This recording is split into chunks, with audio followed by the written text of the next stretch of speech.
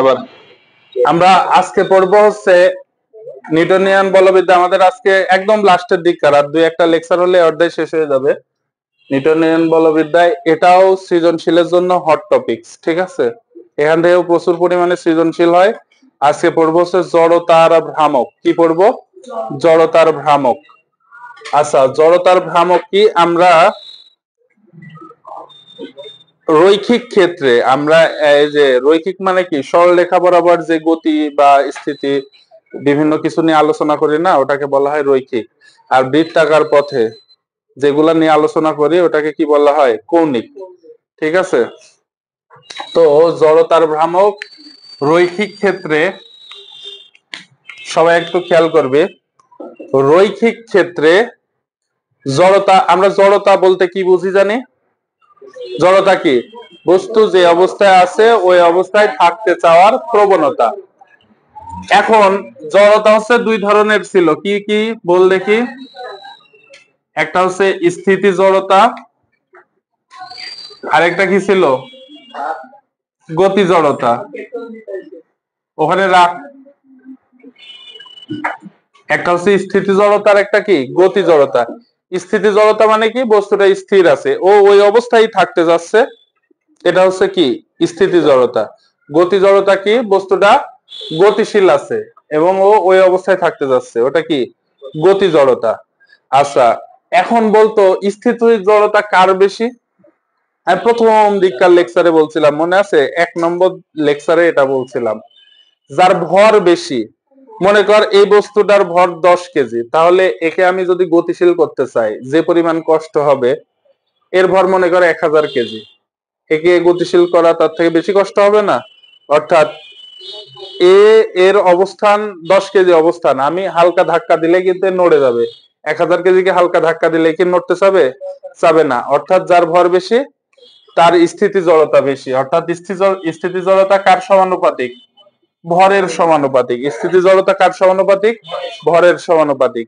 আর গতি জড়তা কার বেশি? এখন মনে কর একটা বস্তু, একটা ট্রাক, একটা সাইকেল আসছে 10 কিলোমিটার/সেকেন্ড বেগে, তুই সামনে থেকে সাইকেলটাকে থামাইতে পারবি না? পারবি তো? আচ্ছা, সাইকেলের একটা ভর আছে, সাইকেলের কিন্তু একটা বেগ ছিল। এবার মনে কর সামনে থেকে একটা ট্রাক আসছে 40 মিটার/সেকেন্ড বেগে, তুই গেলি ট্রাকটাকে থামাইতে, তুই থামাইতে পারবি ট্রাককে? অর্থাৎ যার ভর বেগ বেশি তার গতি জড়তা বেশি। অর্থাৎ গতি জড়তা কার সমানুপাতিক?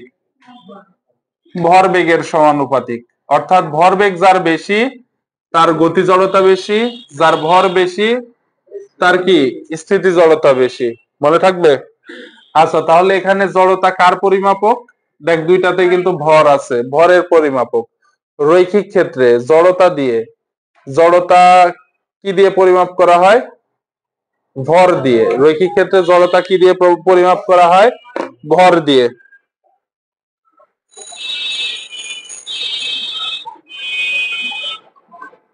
রৈখিক ক্ষেত্রে জড়তার পরিমাপক হচ্ছে ভর। রৈখিক ক্ষেত্রে জড়তার পরিমাপক কি? ভর। এখন তাহলে কেস কি?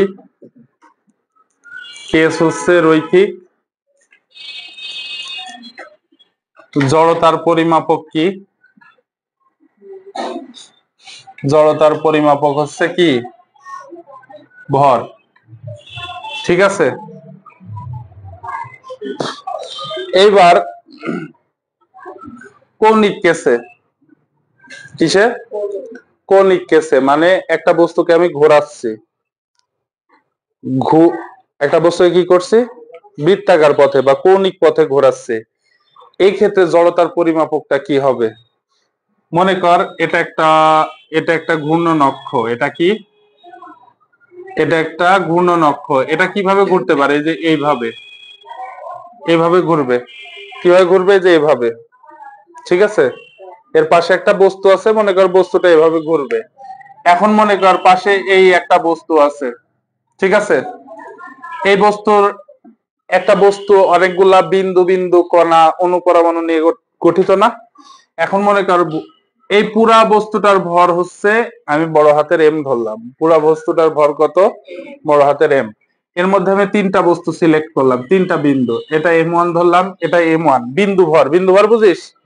এই যে বিন্দু ভর, একটা বস্তুর মধ্যে যে একটা কণার ভর না, ওটাকে বলা হয় কি বিন্দু ভর। এটা মনে কর ধরলাম আমি M2, এটা কি M3। এখান থেকে এটার দূরত্ব, ধর এটার দূরত্ব কত R1, এটার দূরত্ব কত R2, এটার দূরত্ব কত R3। এটুকু মাথায় আছে? এটুকু যদি থাকে, মনে কর এখানে একটা বস্তু আছে, আমি এই বস্তুকে সুতার সাহায্যে ঘোরাচ্ছি, এখানে বেঁধে সুতায় বেঁধে ঘোরাচ্ছি, মনে কর এইটুকু সুতা, এইটুকু ঘুরাইতে বেশি কষ্ট হবে নাকি কম? কম কষ্ট হবে। এখন তুই যদি সুতা বড় করিস, মনে কর 10 হাত বানালি, এটি ঘুরাইতে তোর বেশি কষ্ট হবে না? বেশি কষ্ট হবে না? তাহলে কৌণিক ক্ষেত্রে, কৌণিক ক্ষেত্রে জড়তা কার সমানুপাতিক? সুতার দৈর্ঘ্য মানে ব্যাসার্ধের সমানুপাতিক। কার সমানুপাতিক? যেহেতু কৌণিক পথে ঘোরাচ্ছি, মনে কর এটা এভাবে কৌণিক পথে ঘুরছে, হ্যাঁ, মনে কর তুই যদি এখানে ধরে ঘুরাইস তাহলে এর ব্যাসার্ধ কত R1, R1 ধর। যদি এখানে ধরে ঘুরাইস এর ব্যাসার্ধ কত হবে? পুরাটা না, পুরাটা আমি ধরলাম কত R2। এটা ঘুরাইতে বেশি কষ্ট হবে নাকি এটা? অর্থাৎ ব্যাসার্ধ বাড়লে কিন্তু জড়তার ভ্রামকের পরিবর্তন হবে, জড়তার পরিবর্তন হবে, তাই না?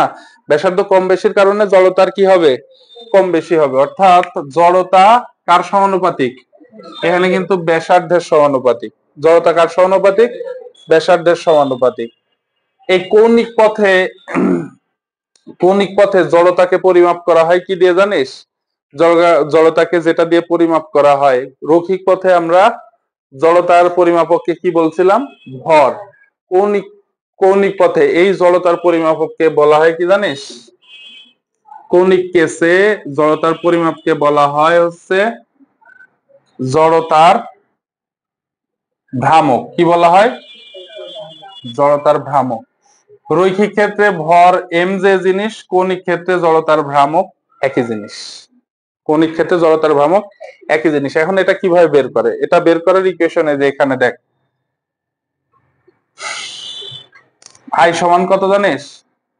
এখন দেখ এখান থেকে জড়তা ব্যাসার্ধের বর্গের সমানুপাতিক। জড়তা কি হয় কৌণিক ক্ষেত্রে? জড়তা ব্যাসার্ধের বর্গের সমানুপাতিক। জড়তা ব্যাসার্ধের বর্গের সমানুপাতিক। এখন তাহলে এখান থেকে কি লেখা যায়? জড়তা সমান কত? m ইন্টু আর স্কোয়ার। এখানে তো যে তুই যে একটা বস্তু নিছিস, বস্তুতে একটা ভর আছে, ভর ইন্টু কি? ভর ইন্টু কি? দৈর্ঘ্য। এখানে কি হবে? ভর ইন্টু দৈর্ঘ্য। এটা হচ্ছে প্রথম ভর, প্রথম দৈর্ঘ্য, তারপরে দ্বিতীয় ভর, দ্বিতীয় দৈর্ঘ্য, প্লাস ডট ডট ডট। আচ্ছা, তৃতীয় ভর, তৃতীয় দৈর্ঘ্য, প্লাস ডট ডট ডট। কত হবে? মনে কর এখানে আছে হচ্ছে n তম ভর mn, আর এর তাহলে ব্যাসার্ধ কত? rn। কি হবে? mn rn square. এইটাকে বলা হয় সমস্ত ভরকে যোগ করলে কি পাওয়া যায়? সমস্ত ভর আর ব্যাসার্ধের গুণফলের স্কয়ারকে যোগ করলে কি পাওয়া যায়? কৌণিক ক্ষেত্রে জড়তার ভ্রামক পাওয়া যায়। এখন তুই যদি এখান থেকে m1, m2, m3 এগুলা এগুলা সহ কি লিখতে পারিস জানিস? এখন এই পুরা বস্তুর এভাবে না যে তুই এখানে m1, m2, m3 plus dot dot dot mn সমান m লিখবি, এটা না। এখানে কিন্তু এটা না, এখানে কিন্তু এটা না। এখানে কোনটা? আমরা কি জানি জানিস? আমার ভর কোথায় কেন্দ্রীভূত বলতো? আমার কেন্দ্রে, একদম আমার মাঝখান পয়েন্ট যেটা, সেটাই আছে আমার মাথার ভর। আমার পুরা মাথার ভর মাথার কোথায় আছে? মাথার একদম মাঝখানে। যে কোনো একটা বৃত্তের ভর তার কোথায় থাকে? কেন্দ্রে। যেই বস্তুই হোক, জড় বস্তু যেরকমই হোক, আয়তাকার হোক, বর্গাকার হোক, বৃত্তাকার হোক, বিভিন্ন শেপের হোক, ট্রাপিজিয়াম আকৃতির হোক, এবড়ো থেবড়ো হোক, প্রত্যেকটার ভর কোথায় থাকে? তার কেন্দ্রে। ওইটাকে বলা হয় বস্তুর ভর কেন্দ্র। কি বলা হয়? বস্তুর ভর কেন্দ্র। তাহলে এই বস্তুর পুরা ভর মনে কর এখানে আছে, এটা মনে কর ভর কেন্দ্র। এই পুরা ভরকে আমরা যদি বলি m, আর এ যদি এখান থেকে আর ব্যাসার্ধের দূরত্বে থাকে, তাহলে আই সমান আমরা কি লিখতে পারি? এগুলা কম্বাইন করলে কি লিখতে পারি বল? m আর স্কয়ার। ঠিক আছে? কি লিখতে পারি? M R square. এটা হচ্ছে জড়তার ভ্রামকের ইকুয়েশন, এটা হচ্ছে জড়তার ভ্রামকের ইকুয়েশন। আরো আছে, এটা আপাতত তুলতে থাক।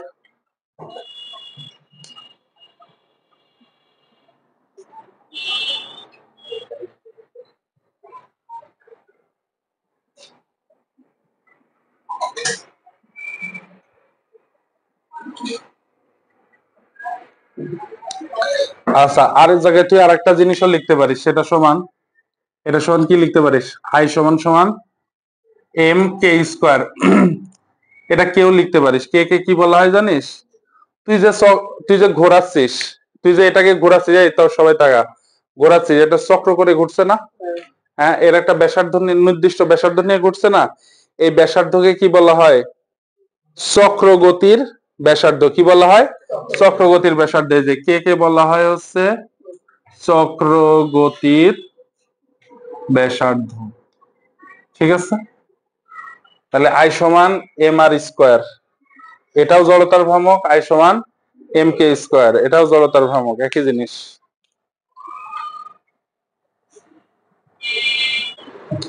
জড়তার ভ্রামকের একক কি?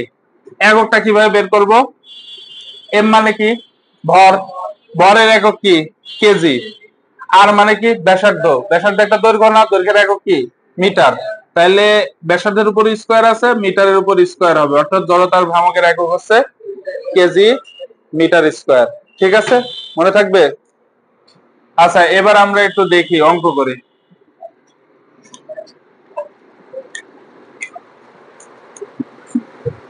সবাই।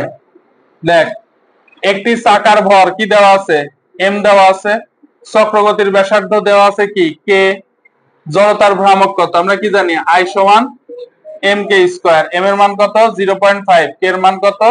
0.5 স্কোয়ার। যত আসবে এত কেজি মিটার স্কোয়ার আনসার। ঠিক আছে, এবার দেখ আরেকটা দেখ কি বলছে। কোন অক্ষের সাপেক্ষে একটি বস্তুর জড়তার ভ্রামক, এটা কার মান দেওয়া আছে? আয়ের মান। উক্ত অক্ষের সাপেক্ষে বস্তুটির চক্রগতির ব্যাসার্ধ কত? কি বের করতে বলছে? কে। আচ্ছা, যেখানে বস্তুটির ওজন দেওয়া আছে, ওজন, ওজনকে কি দিয়ে প্রকাশ করা হয়? এমজি দিয়ে কিন্তু। আচ্ছা, আমরা কি জানি? আই সমান এম কে স্কোয়ার। তাহলে কে স্কোয়ার সমান কত? I by M. এখান থেকে কি লেখা যায়? কে সমান কত? Root over I by M. I এর মান তো জানি, এম এর মান কি জানি? এম এর মান এখান থেকে বের করতে হবে। এম জি সমান কত? 29.4। তাইলে এম সমান কত? 29.4 ভাগ কত? জি। জি মানে কত? 9.8। যত আসে এত কেজি। এই আয়ের মান আর এম এর মান এখানে বসাই দিলে চক্রগতির ব্যাসার্ধের একক কি? মিটার। ঠিক আছে, তুল, কর, ক্যালকুলেটর সেটে আনসার গুলা বসা।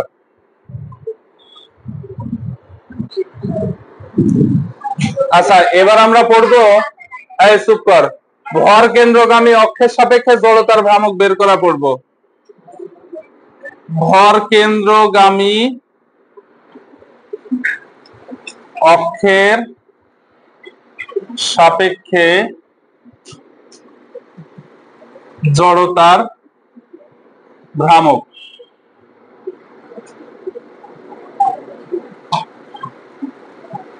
প্রথমে আমরা পড়বো হচ্ছে চুড়ি বা আংটি। এই যে এটা, এটা কি চুড়ি না? কার চুড়ি এটি? মুর্শিদার চুড়ি। আচ্ছা দেখ, এই যে চুড়ি, এর মাঝখানে কি ফাঁকা না? এর মাঝখানে কি ফাঁকা? মাঝখানে মনে করে একটা অক্ষ আছে, এটা কি অক্ষ? ভর কেন্দ্রগামী অক্ষ। এখন তুই এই অক্ষের সাপেক্ষে ছুরিটাকে এভাবে ঘোরাচ্ছিস, কিভাবে? এভাবে ঘুরছে ছুরিটা। কিভাবে ঘুরছে? এইভাবে। ছুরিটা এভাবে ঘুরছে, ঠিক আছে? কিভাবে ঘুরছে? ভর কেন্দ্রগামী অক্ষের সাপেক্ষে। এখন কার সাপেক্ষে ঘুরছে? এবার আমি একটু আঁকাই, একটু ভিজুয়ালাইজেশন করি। মনে করে যে এটা একটা ছুরি, এটা হচ্ছে কি? সে ভর কেন্দ্রগামী অক্ষ আমাদের। এটা আমাদের কি? ভর কেন্দ্রগামী অক্ষ। এই সাপেক্ষে ঘুরছে, এটা কি আমাদের? তাহলে ব্যাসার্ধ না? এই ছুরির ব্যাসার্ধ না? এই যে এটা আমাদের ভর কেন্দ্রগামী অক্ষ, এর সাপেক্ষে ঘুরছে ছুরিটা এভাবে। তাহলে ব্যাসার্ধের সাপেক্ষে ঘুরছে না? কার সাপেক্ষে ঘুরছে? ব্যাসার্ধের সাপেক্ষে। যদি ব্যাসার্ধের সাপেক্ষে ঘুরে এটা ভর কেন্দ্রগামী অক্ষর মাঝখানে। আর কেমন হবে এই গোলকটা, কেমন হবে? এটা কি ছুরি বা আংটি? কেমন হয়? মাঝখানের অংশ ফাঁকা থাকে। ফাঁকা থাকলে তাইলে এর জড়তার ভ্রামক কি হয় জানিস? আই সমান এম আর স্কোয়ার। কি হয়? আই সমান এম আর স্কোয়ার। এই আবার আই সমান আমরা কি জানি? এম কে স্কোয়ার না? তাইলে এম আর স্কোয়ার সমান আমরা কি লিখতে পারি? M K square. তাইলে এখানে কে স্কোয়ার সমান কি হয়? R square. অতএব কে সমান কি হয়?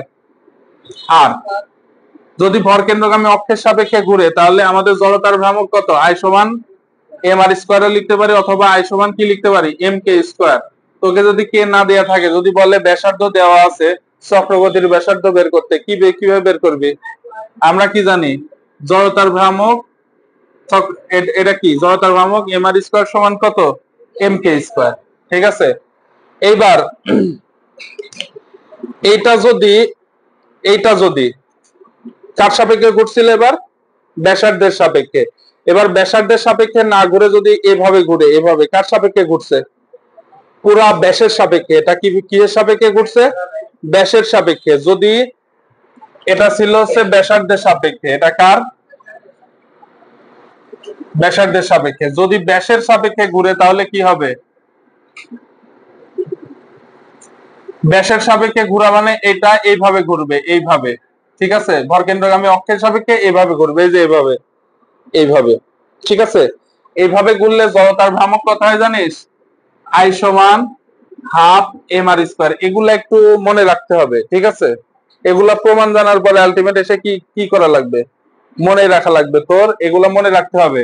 যদি চুরি হয়, যদি চুরি হয়, চুরি বা আংটি হয়, ব্যাসার্ধের সাপেক্ষে ঘুরলে জড়তার ভ্রামক কত? আই সমান M R square.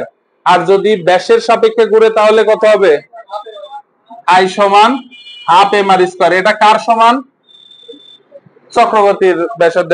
M K স্কোয়ারের সমান না? তাহলে এখান থেকে যদি তোকে বলে কে এর মান বের করতে, কে সমান কত হবে? কে সমান কত হবে? কে স্কোয়ার সমান কত? আর স্কোয়ার বাই টু না? এই যে এম এম কেটে যায়, তাহলে কত থাকে? কে সমান কত? আর বাই রুট টু। ঠিক আছে। তাইলে আমরা কি লিখতে পারি? যদি ব্যাসের সাপেক্ষে ঘুরে তাহলে half M R square. I সমান কত? Half M R square. আবার আই সমান কত? আমরা পড়ছি এম কে স্কোয়ার। তাহলে হাফ এম আর স্কোয়ার সমান কত? M K square. এখান থেকে কে এর মান বের করা যায়। আর সূত্র এখান থেকে এটাও ইউজ করা যায়। ঠিক আছে। এই গেল হচ্ছে আমাদের কার সাপেক্ষে। এটা যদি কি হয়? এটা যদি ফাঁকা চুরি হয়। এখন ডিস্ক চিনিস? সিরি ডিস্ক দেখছিস? সিরি ডিস্ক পুরা ফ্ল্যাট নাই যে, যেমন কয়েন। এই কয়েনটা যদি ব্যাসের সাপেক্ষে ঘুরে, এবার হচ্ছে কি এর মাঝখানের স্থান কি পুরু না? ডিস্কের মাঝখানের স্থান কি ফাঁকা না পুরু? পুরু। আচ্ছা, যদি পুরু হয়, এটা যদি ব্যাসের সাপেক্ষে ঘুরে, কার সাপেক্ষে? ব্যাসের সাপেক্ষে। প্রথমে এটা কার জন্য ছিল? আংটি বা চুরি।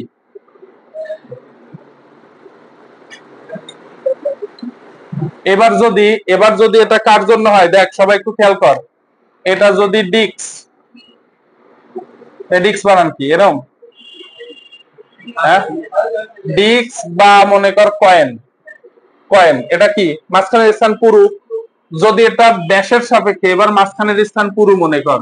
মাঝখানের স্থান পুরু হইলে যদি এটা ব্যাসার্ধের সাপেক্ষে ঘুরে তাহলে এর জড়তার ভ্রামক হবে কত জানিস? আই সমান half M R square. I সমান কত হবে?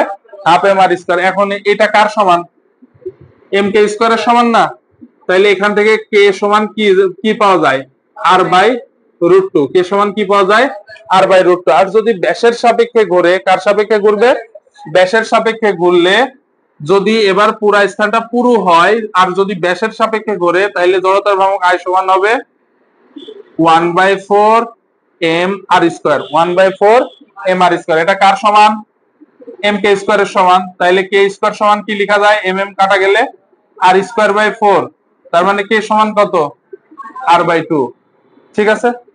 তাহলে কি কি কিসের জন্য শিখলাম? একটা হচ্ছে ব্যাসের সাপেক্ষে কার জন্য শিখলাম? একটা আংটি বা চুড়ি। ব্যাসার্ধের সাপেক্ষে শিখলাম, ব্যাসের সাপেক্ষে শিখলাম। আর একটা কি? ডিস্ক বা কয়েন। যদি মাঝখানের স্থান ফাঁকা থাকে তাইলে ব্যাসার্ধের সাপেক্ষে গুনলে হবে আই সমান হাফ এম আর স্কোয়ার। যদি ব্যাসের সাপেক্ষে ঘুরে মাঝখানের স্থান ফাঁকা থাকে তাহলে কি হবে, সরি, যদি ব্যাসার্ধের সাপেক্ষে ঘুরে মাঝখানের স্থান ফাঁকা থাকে আই সমান কি হবে এম আর স্কোয়ার। আর যদি ব্যাসের সাপেক্ষে ঘুরে মাঝখানের স্থান ফাঁকা থাকে তাহলে কি হবে হাফ এম আর স্কোয়ার। আর যদি মাঝখানের স্থান পুরো থাকে ব্যাসার্ধের সাপেক্ষে ঘুরে তাহলে কি হবে আই সমান half M R square, I সমান হাফ এম আর স্কোয়ার। আর যদি ব্যাসের সাপেক্ষে ঘুরে আই সমান 1/4 এম আর স্কোয়ার। মনে থাকবে? ঠিক আছে, তোল এর দুটি তোল। এবার মনে কর এরকম 10টা ছুরি পর এর উপর রাখছিস, তাহলে এটা কি একটা ফাঁপা সিলিন্ডার হবে না? কি হবে? একটা ফাঁপা সিলিন্ডার। এই যে এরকম মনে কর ছুরি সাজালে এরকম একটা শেপ আসবে না? এই ফাঁপা সিলিন্ডারের এটা যদি ঘূর্ণন অক্ষ হয়, এখান থেকে এটার ব্যাসার্ধ যদি মনে কর আমি ধরলাম বড় হাতের আর হয়, এর ভর যদি এম হয়, বড় হাতের এম হয়, তাহলে এর ইয়ে কি হবে জানিস? চক্র জড়তার ভ্রামক হবে হচ্ছে M R square. M R square কার সাপেক্ষে ঘুরছে? ব্যাসার্ধের সাপেক্ষে। কার সাপেক্ষে ঘুরছে? ব্যাসার্ধের সাপেক্ষে। এখন এই ফাঁপা সিলিন্ডারটাই যদি ব্যাসের সাপেক্ষে ঘুরে, কার সাপেক্ষে? ব্যাসের সাপেক্ষে যদি ঘুরে, ব্যাসের সাপেক্ষে ঘুরলে কি হবে? আই সমান হবে হচ্ছে হাফ এম আর স্কোয়ার। এটা সমান এম কে স্কোয়ার লিখে কে এর মান বের করতে পারবি? পারবে না? পারবি, আমি ওটা আর করাচ্ছি না। এখন গোলক, এবার আমরা বিবেচনা করবো হচ্ছে গোলক। কি গোলক? ফাঁপা গোলক চিনিস? একটা উদাহরণ দে তো ফাঁপা গোলকের। ফুটবল, ফুটবলের ভিতর ফাঁকা না, বাতাস থাকে তো খালি, ওটা তো হচ্ছে ফাঁপা গোলক। আর এই যে তোরা গোলক নিক্ষেপ করিস নি স্কুলে, ওটাকে কি বলা হয়? নিরেট গোলক। ওটাকে কি বলা হয়? নিরেট। পৃথিবী যেমন একটা কি, পৃথিবী কি ফাঁপা গোলক? পৃথিবী কিন্তু নিরেট। আচ্ছা, এই যে গোলক, এই গোলকের ফাঁপা গোলক কি কি নিয়ে চিন্তা করছি? ফাঁপা গোলক এর ব্যাসার্ধ যদি মনে করো বড় হাতের আর হয়, বড় হাতের আর হয়, তাহলে জড়তার ভ্রামক হবে আই সমান 2/3 এম আর স্কোয়ার। আই সমান এটা মনে রাখতে হবে কার সাপেক্ষে ঘুরলে? যদি এটা যদি ঘূর্ণন অক্ষ হয়, যদি ব্যাসার্ধের সাপেক্ষে ঘুরে। আর ব্যাসের সাপেক্ষে ঘুরলে, যদি ব্যাসের সাপেক্ষে ঘুরে একটা ফাঁপা গোলক, কার সাপেক্ষে ঘুরে? পুরা ব্যাসের সাপেক্ষে, তাহলে তার জড়তার ভ্রামক আই সমান হবে হচ্ছে 2/5 না কত, আমি ভুলে গেলাম, 1 মিনিট। হ্যাঁ, 2/5 এম আর স্কোয়ার। কত হবে? 2/5 এম আর স্কোয়ার। এই দুটো মনে রাখতে হবে, কিছু করার নেই, বলে দিবে। পৃথিবী বললে আপনি কি বুঝবেন এটি ফাঁপা গোলক? ফুটবল বললে তো বুঝবেন ফাঁপা গোলক। এরম এরম আপনাকে বোঝানোর ইয়ে দিবে, ওখানে উল্লেখ করা থাকবে। তোলেন। আচ্ছা দেখাই, এবার হচ্ছে এই দণ্ড, এটা একটা কি দণ্ড। এই দণ্ডকে যদি ঘোরানো হয় কিভাবে? এটাকে যদি ভরকেন্দ্রগামী অক্ষের সাপেক্ষে ঘোরানো হয় কিভাবে? যদি দণ্ডের প্রান্ত বিন্দু দিয়ে, দণ্ডের প্রান্ত বিন্দু দিয়ে ঘোরানো হয়, তাহলে জড়তার ভ্রামক আই সমান কি হবে জানিস? M L square by 12। M হচ্ছে এই দণ্ডের ভর, এল কি? এল হচ্ছে এই দণ্ডের দৈর্ঘ্য। আর একজন খাইছে কিছু একটা, বলছে আয়তন। এল কোনোদিন আয়তন হয়? এবার যদি এই দণ্ডকে, এই সবাই চুপ কর দেখ, এই দণ্ডকেই যদি প্রান্ত বিন্দু দিয়ে, প্রান্ত বিন্দুগামী অক্ষের সাপেক্ষে ঘোরানো হয়, প্রান্ত বিন্দুগামী, এটা কি ভর কেন্দ্রগামী অক্ষ, এটাকে যদি প্রান্ত বিন্দুগামী অক্ষের সাপেক্ষে ঘোরানো হয়, তাহলে জড়তার ভ্রামক হবে আই সমান এম এল স্কোয়ার বাই 3। কত হবে? প্রান্ত বিন্দু দিয়ে গেলে 3, মধ্যবিন্দু দিয়ে গেলে কি, ভর কেন্দ্র দিয়ে গেলে কি, এম এল স্কোয়ার বাই 12। এল কি? এল হচ্ছে এই দণ্ডের দৈর্ঘ্য। তুলে নেন।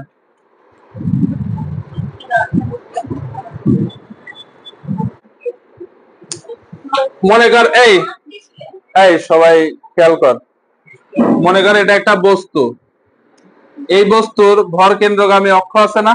এটা কি ভর কেন্দ্রগামী অক্ষ? এই অক্ষটা কিভাবে ঘুরছে? ধরলাম এইভাবে ঘুরছে, যে এইভাবে এভাবে এভাবে গোল গোল করে ঘুরছে, হ্যাঁ। এর জড়তার ভ্রামক কত? আই।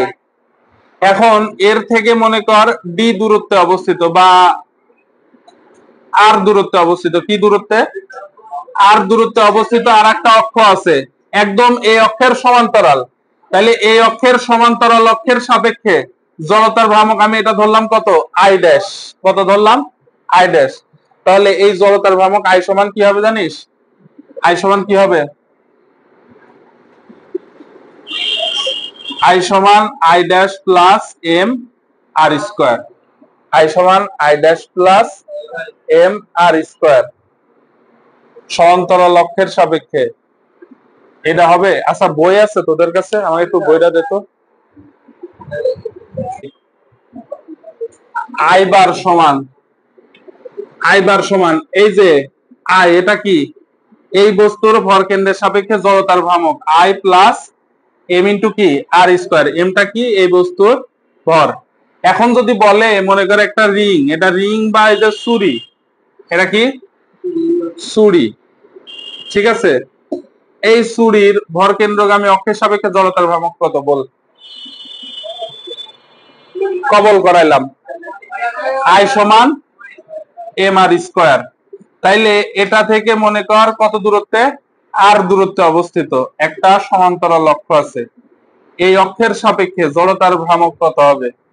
এই অক্ষের সাপেক্ষে সমান্তরাল অক্ষের সাপেক্ষে জড়তার ভ্রামক কত হবে? ধর এটা আই বার, এটা জড়তার ভ্রামক। তাহলে আই বার সমান কি লেখা যাবে? I plus I plus I plus M R square. আচ্ছা এটাকে যদি আমি ডি ধরি তাহলে এখানে কি লিখতে পারবো? M D square. এটাকে যদি আর ধরি তাহলে আর স্কোয়ার। যদি এই দূরত্বটাকে আমি এইচ ধরি, এখানে অনেক বইয়ে অনেক রকম করে লেখা আছে, আমি অনেক রকম করে লিখলাম। এখন এই আই এর মান কত? M R square plus M H square.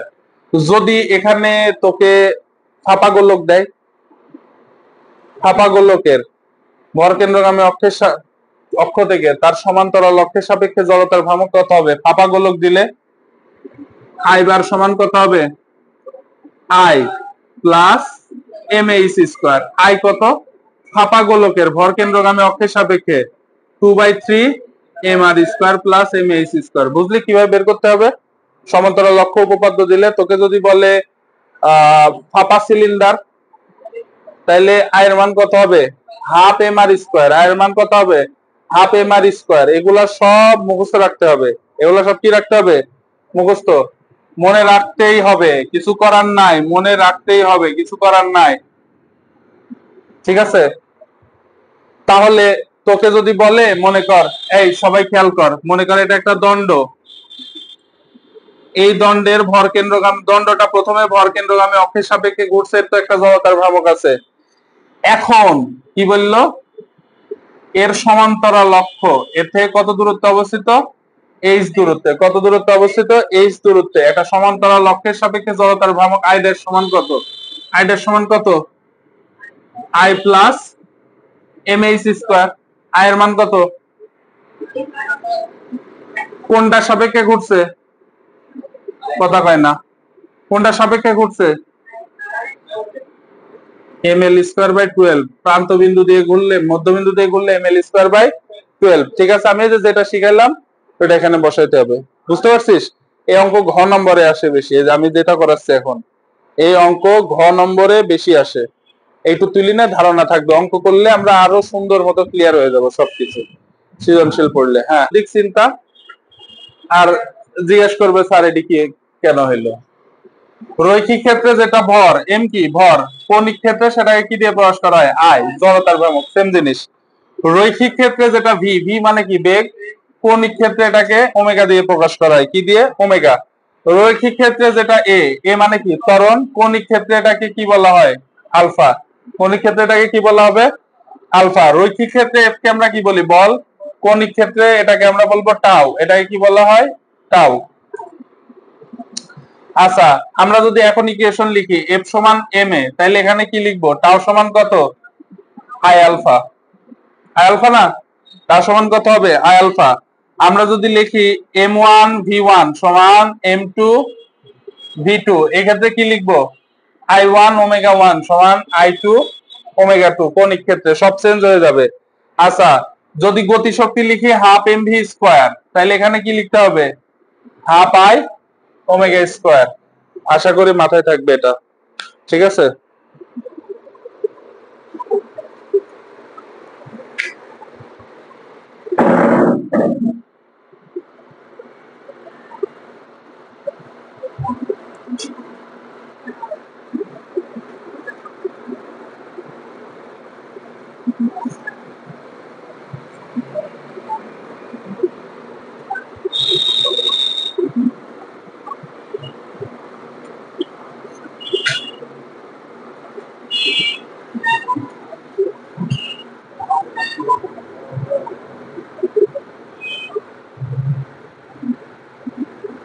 আমরা একদম আমাদের লেকচারের শেষ প্রান্তে চলে আসছি।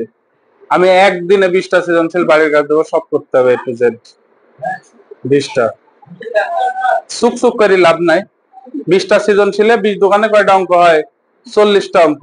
আমি যদি আজকে বলে দিই, আমি আজকে নিব না, হয়তো আজকে বললাম মনে করা আছে কি বার, বুধবার, আমি নিলাম আগামী সোমবারে। বুঝতে পারছেন? তবে ওই আপনি শীট দিবেন, আপনাকে শীট থেকে আমি কিন্তু মনে করেন এই যে কর খ জিজ্ঞেস করব, না চারাইলে খবর আছে। আপনাকে জিজ্ঞেস করবো মুখে, আপনি না চারাইলে মারবো না ধরে, বলে দিলাম।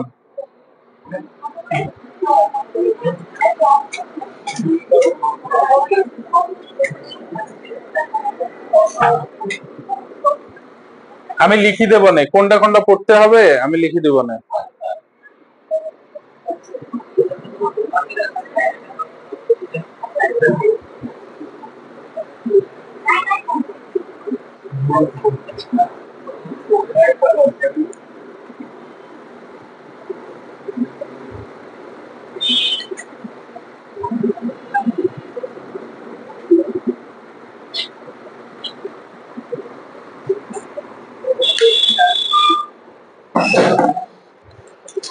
দেখ